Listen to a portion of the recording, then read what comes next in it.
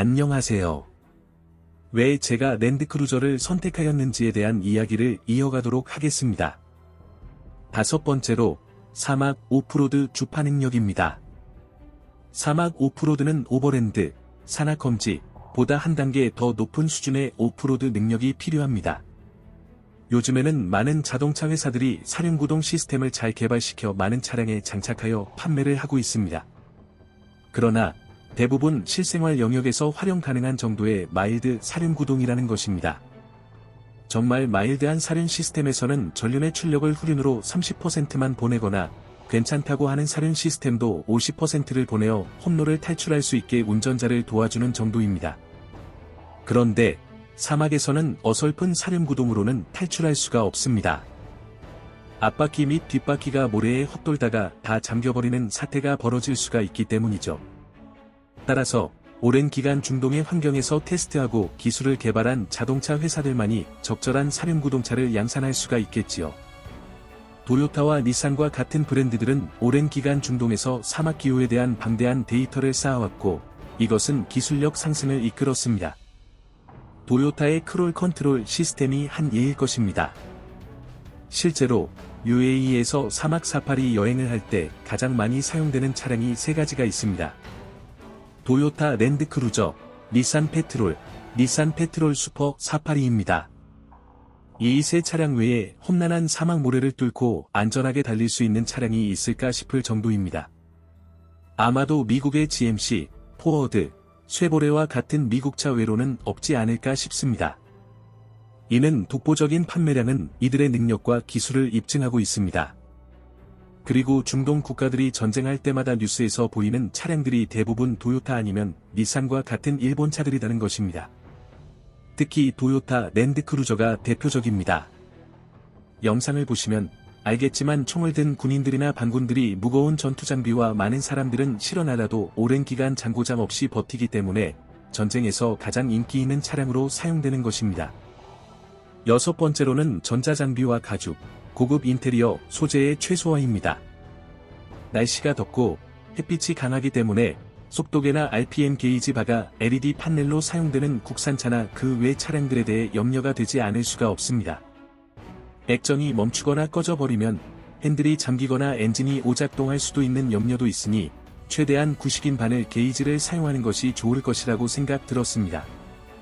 또한 저는 구형 게이지바를 좋아하고 HUD와 같은 것들은 실제 운전할 때도 크게 잘 활용하지 않는 스타일이라서 맛 필요하다고 느끼지 못하는 한 사람이기도 합니다. 그리고 햇빛이 강하기 때문에 가죽 소재는 화상을 입게 할 정도로 온도가 높아진다고 합니다. 그래서 저는 직물을 선택하는 게 좋고, 내장재들의 이탈 현상이나 변색 현상들도 나중에 거슬리는 요인이 될 수도 있다는 판단이 들었습니다. 그리고 UAE에서는 모든 차량 가액이 비싸기 때문에 가죽을 선택하기 위해 트림을 하나씩 올리면 500에서 1000만원 상당의 비용이 추가가 돼 버릴 수가 있다는 단점도 있기도 합니다. 일곱 번째 요인은 가성비입니다. 가격 대비 성능이 얼마나 우수하냐는 인간이 합리적인 소비를 위해 추구해야 하는 중요한 가치 중의 하나입니다. 대략적으로 대부분의 브랜드들 중 사막에서 준수한 성능으로 홈로 탈출할 수 있는 차량들의 가액은 최소 가격이 한화로 약 4천만원에서 2억원까지 다양하게 분포되어 있습니다. 당연히 주행 성능이 떨어지는 차량들의 가격이 저렴한 반면에 고성능의 이름 있는 브랜드 차량들이 비쌉니다. 마지막 여덟 번째로 고려한 요인은 외관입니다. 외관은 사람의 가치 판단과 주인의 자존감에 영향을 줄 수가 있는 중요한 요소이기 때문에 외관도 뺄 수 없는 기준입니다. 그럼에도 한국과 달리 사막의 기후를 보았을 때 가장 덜 고려하게 되는 요인이기도 합니다. 지금까지 제가 결정 요인으로서 8가지 기준에 대해 이야기해 보았습니다. 정리하면 다음과 같습니다.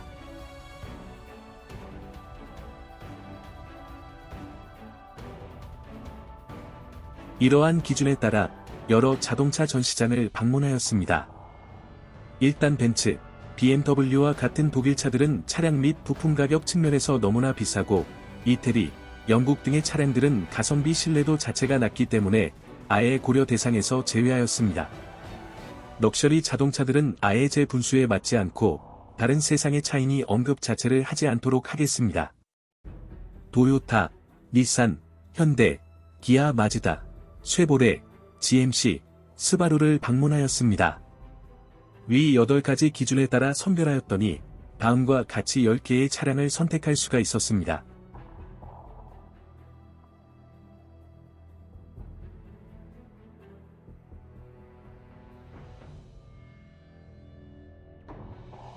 한국인으로서의 국뽕, 애국심을 배제하고 객관적으로 8가지 요인들을 종합적으로 판단을 하여 리스트를 작성한 것입니다.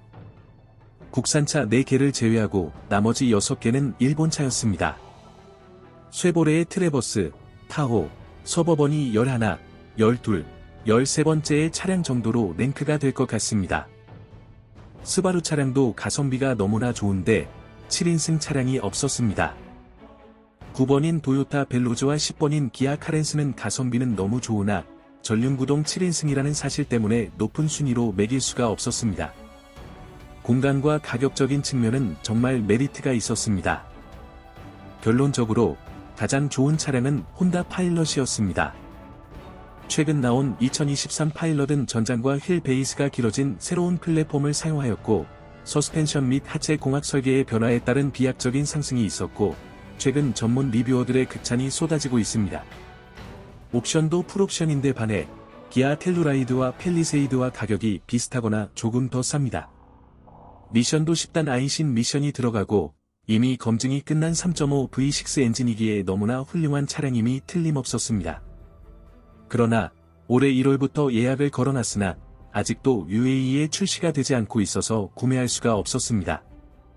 아쉽지만 혼다 파일럿은 포기하였던 것입니다. 그러나 혼다의 문제점이 하나가 있는데 UAE의 판매량이 적다는 것입니다. 수리나 부품 수급에 어느 정도로 잘 될지가 의문이 들고 있습니다. 일단 도로상에서 혼다 파일럿을 보기가 매우 어려운데 어떠한 이유가 있는지 궁금하였습니다.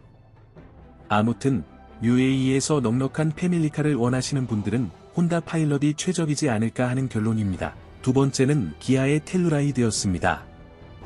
텔루라이드라는 차량을 공부하다 보니 이 차가 왜 미국에서 고객 만족도 1위를 할 수 있었는지를 실감했습니다. 그냥 가성비가 끝판왕입니다. 풀 옵션임에도 가격이 좋았습니다. 최근에 작정하고 나온 혼다 파일럿이 아니다면 단연 1등일 것입니다. 그러나 람다 엔진의 내구성 문제, 열 관리, 단열 문제, 게이지 패널이 풀 액정이고 전자 장비가 너무나 많이 들어간 것이 제 걸림돌이었습니다. 앞서 설명드렸듯이 사막 환경에서 액정이 먹통이 되거나 엔진이 꺼져버리거나 전자식 장비들의 문제가 될 수도 있을 것이라는 염려는 지울 수가 없었습니다.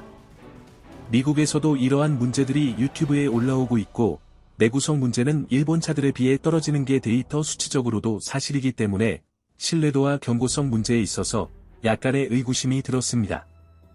그러나 종합적인 가성비를 고려한다면 단연코 극강입니다. 사막 환경만 아니었다면 주저없이 텔루라이드를 선택할 수도 있을 것입니다. 실제로 UAE에서 너무나 인기가 많은 차종이라 대기 기간이 최소 3개월이 있습니다. 예약도 걸었고 정말 타고 싶은 차량이었지만 아쉽게도 포기하였습니다.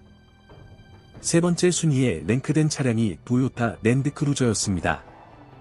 위 8가지 기준에서 보면 가격 때문에 가성비가 좀 떨어질 수도 있습니다. 도요타의 플래그십 차량이고 시작가가 워낙 높기 때문에 주저하게 되는 요인으로 작용합니다.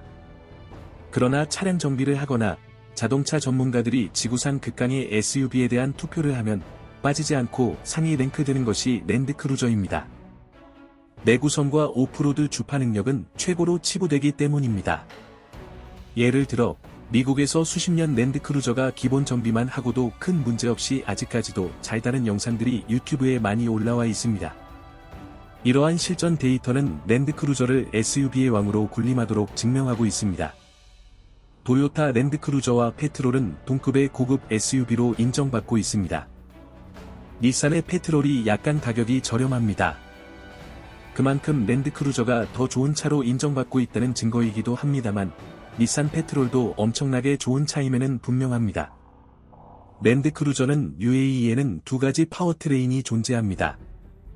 4.0 자연흡기 가솔린 엔진의 6단 자동 미션이 맞물려 271마력을 내는 버전과 3.5 트윈터보 V6의 10단단 자동 변속기가 물려 409마력을 내는 두 가지 차종이 존재합니다. 3.5 트윈터보를 선택하게 된다면 차량 가격이 1억 1천만 원이 넘어가게 됩니다. 아무리 트윈터보라고 해도 3.1톤의 차량을 3500cc가 밀어야 하기 때문에 일단 내구성 문제가 있을 수도 있다고 생각 들었고, 마력은 떨어지지만 내구성이 좋은 자연흡기 엔진을 선택하는 것이 더욱 합리적이기도 합니다. 옵션은 전, 후방 파킹 센서와 후방 카메라 외에는 딱히 없는 것이 특징인데, 그로 인해 보험료도 저렴할 것이고 장기 보유 측면에서 유리하지 않을까 판단하였습니다. 이번 영상에서는 UAE에서 제가 왜 랜드크루저를 선택하였는지에 대한 영상을 마무리하였습니다. 간략히 정리하자면 도요타의 신뢰도와 기술력, 장인정신이 잘 버무러진 최상의 차량이기 때문에 선택하였습니다. 지금 차량을 조만간 인수받을 예정인데 차량을 받고 실내 및 실외, 그리고 시승기 영상을 준비해 보도록 하겠습니다. 아무쪼록 UAE에서 패밀리카 선택에 고심이 많으신 분들에게 조금이라도 도움이 되었으면 하는 바람입니다. 시청해주셔서 감사합니다.